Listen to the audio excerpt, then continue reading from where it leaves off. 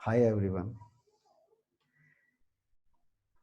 मैं advocate Vijay Gupta from Itex consultancy private limited.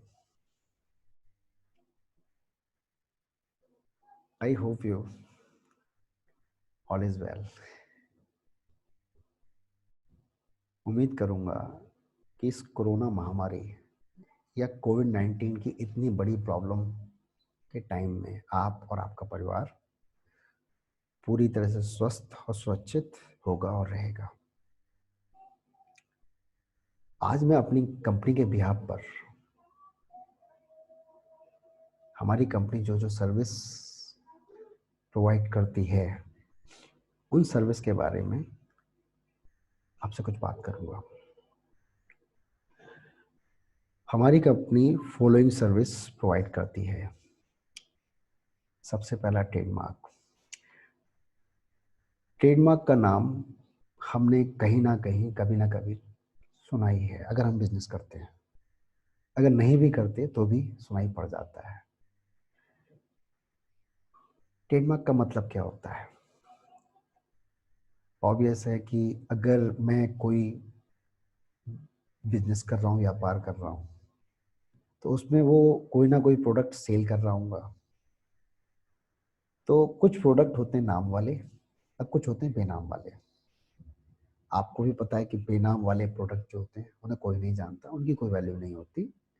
तो अगर उसका कोई नाम हमने रखा है और साथ में कभी कभी हम क्या करते हैं, कोई लोगो, कोई इमेज यूज करते हैं, और कई बार वो नाम या लोगो बहुत ज़्यादा पॉपुलर हो जाता है। जैसे ठग्गू के लड्डू, लाइक बीकानेर बीकानेर स्वीट्स, हल्दीराम। तो हम ये चाहते हैं कि जो नाम हमने रखा या जो लोगो या जो पिक्चर हम इमेज यूज कर रहे हैं, हम ये चाहते हैं कोई भी बंदा या कोई अदर पर्सन जो नाम हमने खड़ा किया है, जो गुडविल हमने खड़ी करी है, उस नाम या लोगों को कोई उसकी डुप्लीकेशन ना कर पाए। और लोग करते हैं। भाई नाम मैंने रखा, दूसरे को पसंद आ गया, दूसरे ने भी रख लिया। अब मैं उससे कहता हूँ भाई इसको क्यों रखा, तो कहेगा जी ऐसा मेरी मर्जी। आप यकीन मानो आप कुछ नहीं कर सकते। तो है क्या, कर भी सकते हो, नहीं कर कैसे सकते हैं? तो इसमें एक लीगल राइट बनता है कि आप क्या करो कि आप जो भी नाम या लोगो आप यूज कर रहे हो और आपको लगता है कि वो बहुत ज़्यादा यूजफुल है, तो आप उसको ट्रेडमार्क, उस नाम या लोगो का ट्रेडमार्क करवा लो। एक बार अगर वो ट्रेडमार्क पड़ जाता है, एप्लीकेशन पड़ जाती है, उसके बाद वो रजिस्टर्ड हो जाता है। तो उसके बाद ये श्योर है कि कि उस नाम को केवल आप और आप, केवल आप ही यूज कर सकते हो। अगर दूसरा यूज करेगा तो उसको आपकी परमिशन लेनी पड़ेगी। अब परमिशन हम फ्री में तो देंगे नहीं, नाम ऐसे तो खड़ा किया नहीं है। तो उसके बदले में सामने वाला जो भी आपकी टर्म्स एंड कंडीशंस होंगी, आप दोनों की तय होंगी, उसके हिसाब से वो आपको रॉयल्टी पेड करेगा, तब वो उसको नाम मिलेगा। लाइक फ्रेंचाइजी, जैसे कुछ नाम मैं बता दूं, जगह जगह आपको बीकानेर, हल्दीराम, ठीक है, पिज्जा हट। तो कई बार पिज्जा हट जैसे अपनी, इनके अपने शोरूम भी होते हैं, लेकिन कई बार ये नाम यूज करने के लिए भी जैसे फ्रेंचाइजी बोला जाता है। तो फ्रेंचाइजी ऐसे नहीं दी जाती, उसके लिए बहुत मोटी फीस ली जाती है। जितना बड़ा नाम उतनी बड़ी फीस, इससे बोला जाता है रॉयल्टी। तो अगर आप व्यापार कर रहे हो और एक मजा हुआ व्यापार कर रहे हो, आप चाहते हो कि आपका नाम सुरक्षित रहे, कोई यूज ना करे, तो उसे ट्रेडमार्क करवाया जाता है और ट्रेडमार्क भी रजिस्टर कराया जाता है। सेकंड आ जाता है कॉपीराइट। कॉपीराइट का मतलब ये है कि अगर मैंने कोई बुक राइट करी और बुक बहुत अच्छी बनी, तो ये है कि अगर आज मैंने बुक मार्केट में निकाली, तो ये बात श्योर है कि भाई उसमें क्या होगा, कंटेंट चोरी होने में देर नहीं लगती, डुप्लीकेशन होने में देर नहीं लगती। दूसरा आदमी उठाएगा, कंटेंट थोड़ा बहुत चेंज किया, टिप दिया। अब सेफ्टी कैसे हो, चोरी कैसे पकड़ में आए? अगर हम उससे कहते कि भाई तुमने मेरी चोरी करी, तो सामने वाला कहेगा जी ऐसा है, ये तो मेरा है। और तुमने मेरी चोरी करी। तो उसका प्रोसीजर ये होता है कि उस कंटेंट को सबसे पहले मार्केट लिखने के बाद, मार्केट में लाने से पहले किसी प्रोफेशनल पर्सन के थ्रू कॉपीराइट करा लिया जाए। कॉपीराइट कराने के बाद ये श्योरिटी है कि जो कोई भी अदर पर्सन उस कंटेंट को डुप्लीकेसी या चोरी करने की कोशिश नहीं करेगा। अगर करेगा तो मरेगा। अगर वो चोरी पकड़ में आती है तो आप उसके अगेंस्ट लीगल एक्शन ले सकते हो। और अगर कोई भी पब्लिकेशन हाउस वाला आपकी कॉपी को प्रिंट करता है तो ये बात श्योर है कि पर कॉपी के हिसाब से आपको रॉयल्टी पेड करेगा। इसका एक एग्जाम्पल है, अगर हो सकता है बागबान मूवी आपने देखी हो, मैंने तो कई बार देखी है। तो उसमें अमिताभ बच्चन का जो कैरेक्टर है मिस्टर मल्होत्रा वाला, वो अपनी बायोग्राफी, अपनी फैमिली की बायोग्राफी लिखता है। अब वो धोखे से पब्लिश हो जाती है। तो ये सबको पता है कि उसके बाद उसको लाइन से चेक आने स्टार्ट होते हैं। तो कैसे आने स्टार्ट होते हैं? बागवा के नाम से। दिस इज कॉपीराइट, ये पावर है कॉपीराइट की। आप जब चाहो उस पब्लिकेशन हाउस से आपकी टर्म्स एंड कंडीशन नहीं मांग रहा, उससे अपने राइट वापस लिए, उस दिन से वो आपकी एक भी कॉपी नहीं छाप सकता। छापेगा उसकी प्रेस पे ताला लग जाएगा। ये पावर होती है कॉपीराइट की। तो जितने भी जैसे सिंगर हैं, अगर ये गाने गाते हैं, ये अपने गाने को कॉपीराइट कराते हैं। कुछ जैसे महान हस्तियां हैं, मिस्टर दिलीप कुमार, मिस्टर अमिताभ बच्चन की तो आवाज माइंड ब्लोइंग, हर कोई कॉपी करने की कोशिश करता है। शाहरुख खान, सलमान खान।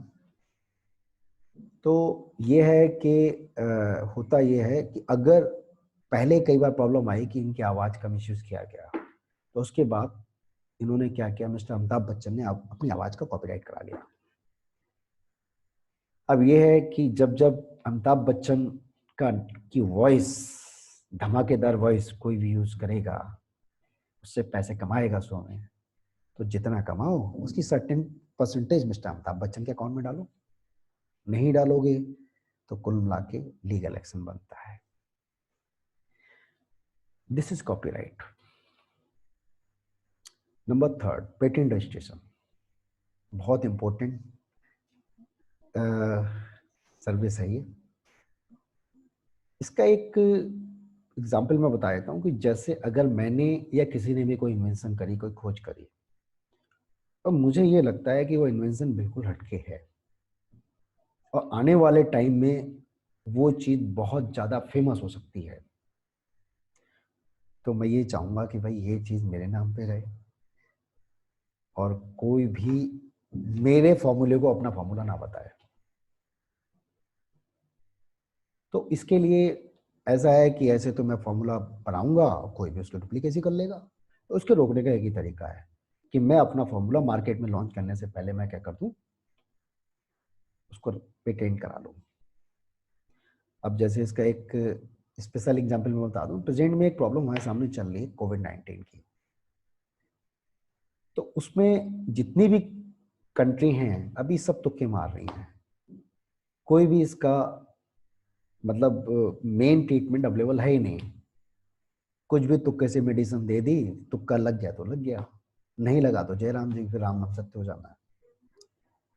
तो जितनी भी कंट्री हैं, हर कंट्री में, हर देश में जो साइंटिस्ट लगे हुए रिसर्च करने में, तो जिसके हाथ में सबसे पहले पेटेंट मतलब कोविड या कोरोना महामारी का को रोकने का फॉर्मूला सबसे पहले हाथ आएगा, या सबसे पहले मेडिसिन या इंजेक्शन वो सबसे पहले इजाद करेगा, इन्वेंट करेगा, सबसे पहले वो क्या करेगा, मार्केट में वो फॉर्मूला लाने से पहले, वो टैबलेट लाने से पहले, वो इंजेक्शन लाने से पहले उसका पेटेंट कराएगा। और फिर अगर जिसको भी वो मेडिसिन चाहिए तो उस कंट्री से ही वो परचेज करना पड़ेगा। बना हम भी सकते हैं वैसा, कोई दूसरी कंट्री बना सकता है, लेकिन नहीं, उसका एक इंटरनेशनल राइट बन जाएगा उस कंपनी का। This is patent. पेटेंट करने वाले लोग इंडिया में काफी कम हैं सही ढंग से, तो ये सर्विस हम लोग, हमारी कंपनी देती है।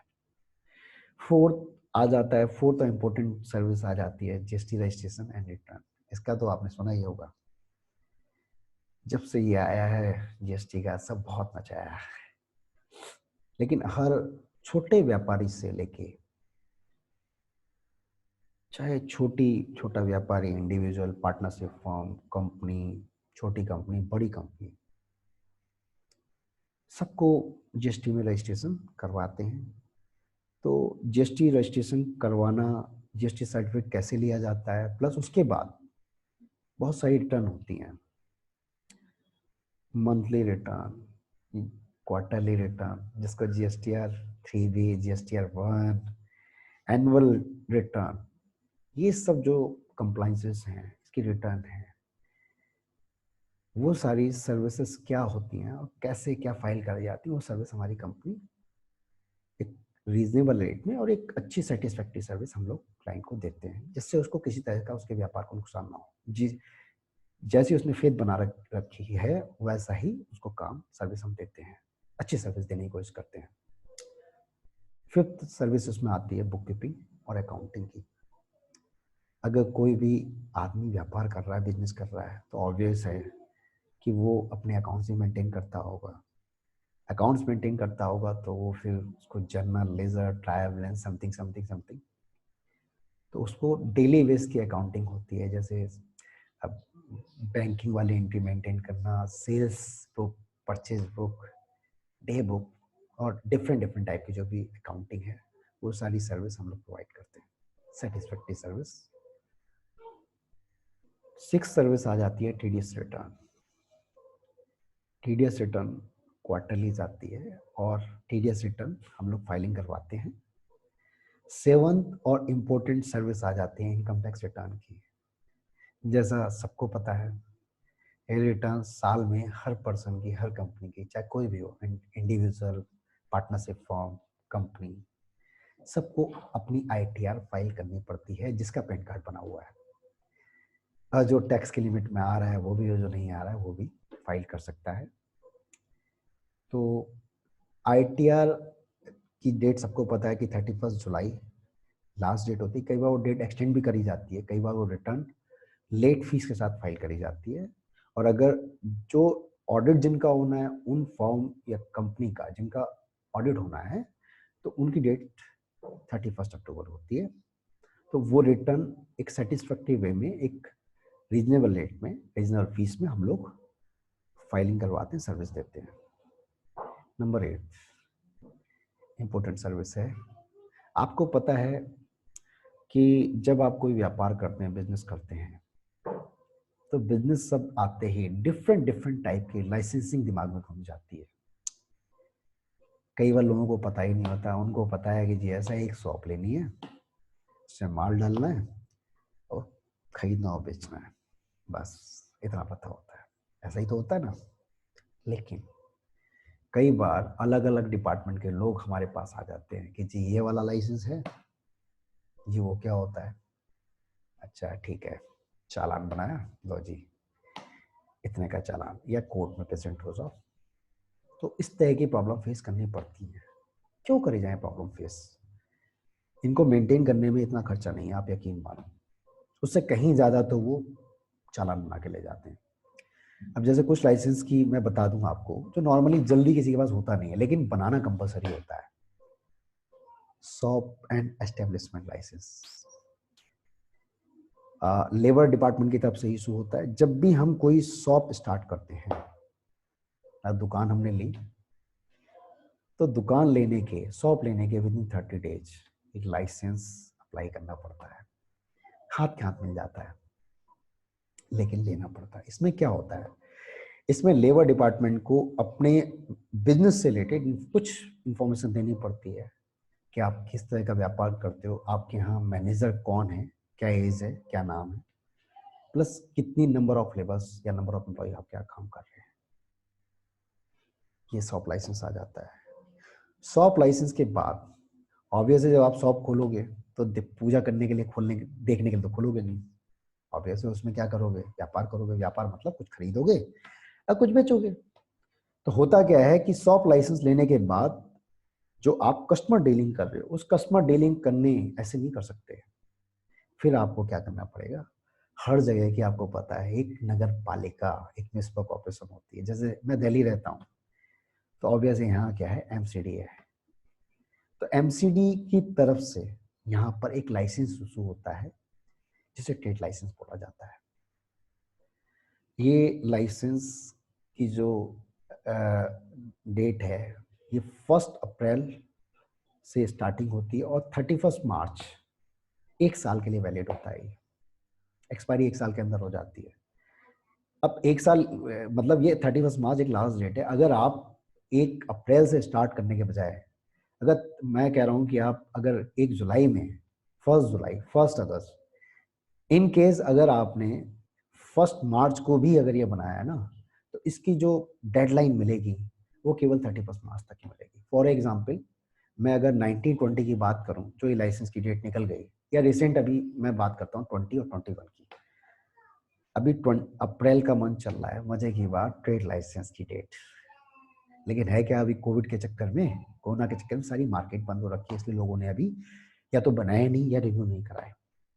तो ये क्या होगा, इसकी डेट 1 अप्रैल से स्टार्ट हो चुकी है और 31 मार्च तक 2000 मतलब 1 अप्रैल 2020 से लेके और 31 मार्च 2021 तक, 21 तक ये वैलिड रहेगा। मतलब 1 अप्रैल 2020 से लेके 31 मार्च 2021 तक वैलिड रहेगा। आप कभी भी बनाओगे, अगर 1 अप्रैल वो 1 मार्च 2021 में अगर आप बनाते हो तो भी वो केवल 1 महीने के लिए वैलिड रहेगा। तो ये आपका ट्रेड लाइसेंस होता है। हर शॉप में ये ट्रेड लाइसेंस कंपल्सरी होता है। इसके ना होने की वजह से एनसीडी वाले, म्युनिसिपल कॉर्पोरेशन वाले, नगर पालिका वाले बहुत सारे चालान बना के जाते हैं। एक इम्पोर्टेंट लाइसेंस आ जाता है एमएसएमई। ये अभी कुछ टाइम से आया है लेकिन बड़ा पॉपुलर है। इसका मतलब है ministry of small medium enterprises. Means कि जो आपके छोटे स्केल के, मीडियम स्केल के, हाई स्केल के जो बिजनेस होते हैं, जो लाखों से लेके, हजारों से लेके, लाखों के लेके करोड़ों तक के जो बिजनेस होते हैं, तो इनको क्या होता है कि ये अगर एमएसएमई में अपना रजिस्ट्रेशन कराते हैं तो इनको बहुत सारे बेनिफिट मिनिस्ट्री की तरफ से मिलता है। फर्स्ट ऑफ ऑल, अगर कोई बिजनेस जो एमएसएमई में रजिस्टर्ड है तो जितने भी जो आपके गवर्नमेंट बैंक, सेमी गवर्नमेंट या प्राइवेट बैंक, इजीली लोन, अगर आपके डॉक्यूमेंट ओके हैं तो आपको बिजनेस लोन इजीली मिल जाता है, रीजनेबल रेट में, कम रेट में। ये है मेन मुद्दे की बात।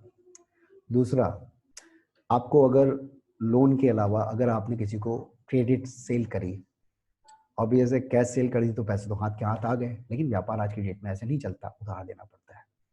तो अगर आपने उधार माल बेचा तो उसमें कुछ क्रेडिट टर्म होते हैं अलग अलग, 45 डेज।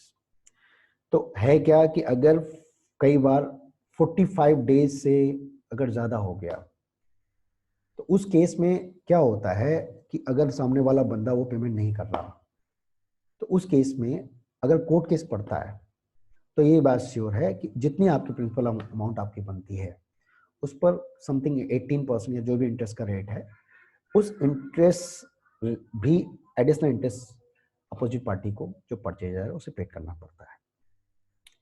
यह है एमएसएमई के कुछ स्मॉल बेनिफिट मैंने बताए। बाकी जब कभी इसका एक एमएसएमई का एक स्पेशल वीडियो जब लॉन्च करेंगे तो उसमें डिटेल से बात कर लेंगे। एक आ जाता है फूड लाइसेंस। जैसे नाम से ही हमें समझ आ रहा है, फूड, खाने से रिलेटेड। चाहे एक आप स्मॉल स्केल छोटा सा रेस्टोरेंट, चाहे कोई ठेला या जो भी आप बड़े रेस्टोरेंट, कोई होटल, बड़े से बड़ा होटल, ताज होटल, समथिंग समथिंग जो भी है, तो इनको क्या होता है कि अपने होटल या रेस्टोरेंट चलाने के लिए फूड लाइसेंस की ज़रूरत होती है। तो फूड लाइसेंस भी हम लोग इशू करवाते हैं, बनवाते हैं। 9th आ जाता है एटीजी रजिस्ट्रेशन।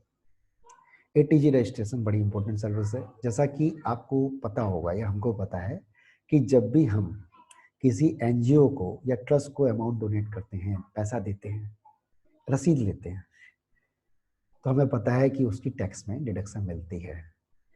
लेकिन आपको एक चीज़ बताऊं, ये बात सबको नहीं पता कि हमेशा नहीं मिलती। होता क्या है कि कुछ ट्रस्ट और एनजीओ जो रजिस्टर्ड मतलब बनते हैं, उसके बाद इनको 80G में कंपलसरी रजिस्ट्रेशन कराना पड़ता है। और अगर जो 80G में रजिस्टर्ड है वो अगर उसके पास अगर आप रिसीव कर पाते हो, उसको डोनेशन करते हो, तो वो जितने का अमाउंट आपने डोनेट करी है उसके अकॉर्डिंग आपको जो भी सुटेबिलिटी होगी, जो इनकम टैक्स में जो भी 80G का डिडक्शन मिलेगा वो आपको उसका बेनिफिट मिल जाएगा। लेकिन ऐसा कोई भी ट्रस्ट या एनजीओ जिसने अपने को 80G में रजिस्टर्ड नहीं कराया, उसने जो भी डोनेशन लिया है, सामने वाली पार्टी को उस डिडक्शन का बेनिफिट डिपार्टमेंट देगा ही नहीं। कभी चेकिंग में आ गया तो वो कहानी फंस जाएगी। Number 10, PAN application.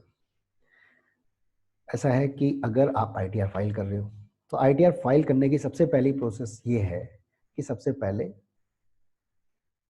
एक पैन नंबर आपको अप्लाई करना पड़ता है। उसके बिना आईटीआर फाइल होगी नहीं, तो पैन नंबर भी हम लोग अप्लाई करवाते हैं। नंबर 11, एक बहुत ही इंपॉर्टेंट सर्विस आ जाती है कि अगर कोई पर्सन ऐसा है कि जो अपने बिजनेस को छोटे स्केल से बहुत बड़े लेवल पर ले जाना चाहता है, तो आप ये समझ के चलो कि इंडिविजुअल या अकेला आदमी जो बिजनेस कर रहा है वो उतने बड़े लेवल पे ले ही नहीं जा सकता। अपने पास से इतना पैसा कहाँ से लाएगा? वो कहते हैं ना, अकेला चना भार नहीं फोड़ता, सही कहावत है। तो कंपनी, 3 टाइप की कंपनी होती है। एक आपका इंडिविजुअल, ओ सॉरी, एक 1 पर्सन कंपनी, दूसरा private limited and public limited. तो ये जो कंपनी रजिस्ट्रेशन है, ये सर्विस भी हम लोग प्रोवाइड करते हैं, एक सेटिस्फैक्ट्री सर्विस प्रोवाइड करते हैं। इसके अलावा अगर किसी पर्सन को अपनी फर्म, पार्टनरशिप फर्म अगर रजिस्टर्ड करानी है एसडीएम कोर्ट में, तो वो पार्टनरशिप फर्म भी हम लोग रजिस्टर्ड कराते हैं। वैसे तो पार्टनरशिप फर्म को रजिस्ट्रेशन ना भी कराया जाए तो काम चल जाता है, कंपलसरी नहीं होता। लेकिन अगर कभी पार्टनर्स के बीच डिस्प्यूट आ जाए तो उस केस में पार्टनरशिप फर्म का जो रजिस्ट्रेशन बहुत कारगर सिद्ध होता है दोनों के डिस्प्यूट को निपटाने में। इसके अलावा अगर वो एसडीएम कोर्ट में वो डीड रजिस्टर्ड है, तो ऐसी फर्म को अगर बिजनेस के लिए कभी लोन लेना पड़े तो लोन इजली मिल जाता है, ये बात श्योर है। एक इम्पोर्टेंट रजिस्ट्रेशन आ जाता है, इम्पोर्टेंट सर्विस आ जाती है, मैरिज रजिस्ट्रेशन। इंडिया में अगर कोई भी पर्सन, किसी लड़के या लड़की की रिसेंट मैरिज हुई या लेट भी हो गया है, तो आज की डेट में हमारा कॉन्स्टिट्यूशन, हमारा लॉ ये कहता है कि उसको मैरिज रजिस्टर्ड करानी चाहिए। अगर वो मैरिज रजिस्टर्ड नहीं कराते तो इलीगल माना जाता है।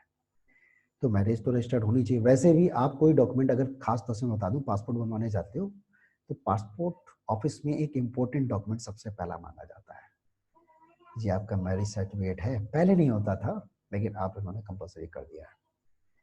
तो जी बाद में परेशान होने से अच्छा ही है कि भाई ऐसा है, अभी बनवा लिया जाए। तो मैरिज रजिस्ट्रेशन एक इम्पोर्टेंट चीज़ है। तो अगर अभी तक किसी ने नहीं बनवाया तो अप्लाई कर सकता है, और ये सर्विस भी हम लोग प्रोवाइड करते हैं। Number 13, loan consultancy. अगर किसी को डिफरेंट डिफरेंट टाइप की लोन सर्विस चाहिए, जैसे होम लोन लेना होता है, भाई हर आदमी को होम की ज़रूरत होती है, एक फ्लैट की ज़रूरत होती है, लेकिन वो हर आदमी के पास इतना पैसा नहीं होता। भाई 50 लाख, 60 लाख, करोड़ कहाँ से आएगा इतना पैसा? तो है क्या कि उसके लिए होम लोन लिया जाता है। या बिजनेस चलाने के लिए, आप अगर बिजनेस चला रहे हैं तो आपको अगर उसको बढ़ाना है, बढ़ाना तो भाई, तो उसके लिए क्या होता है, बिजनेस लोन की या डिफरेंट डिफरेंट टाइप के जो लोन होते हैं, वो जो भी रिक्वायरमेंट है वो कंसल्टेंसी में हम लोग देते हैं। अगर किसी को लोन चाहिए तो वो लोन भी हम लोग एक तरह से दिलाने में हेल्प करते हैं। 14, टैक्स सेविंग प्लानिंग। जो भी आप आईटीआर किसी भरी जा रही है, मतलब जिसकी इंडिविजुअल या मतलब सोल प्रोप्राइटर पार्टनरशिप है कंपनी की, तो ऑब्वियस है कि इनकी साल में एक बार आईटीआर फाइल की जाती है। तो उस केस में क्या होता है कि आईटीआर तो फाइल करने के बाद उसमें डिफरेंट डिफरेंट टाइप के डिडक्शन मिलते हैं, टैक्स बेनिफिट मिलते हैं। तो वो जो टैक्स सेविंग या टैक्स सेविंग की जो प्लानिंग है वो भी हम करवाते हैं। Number 15, income tax and GST compliances.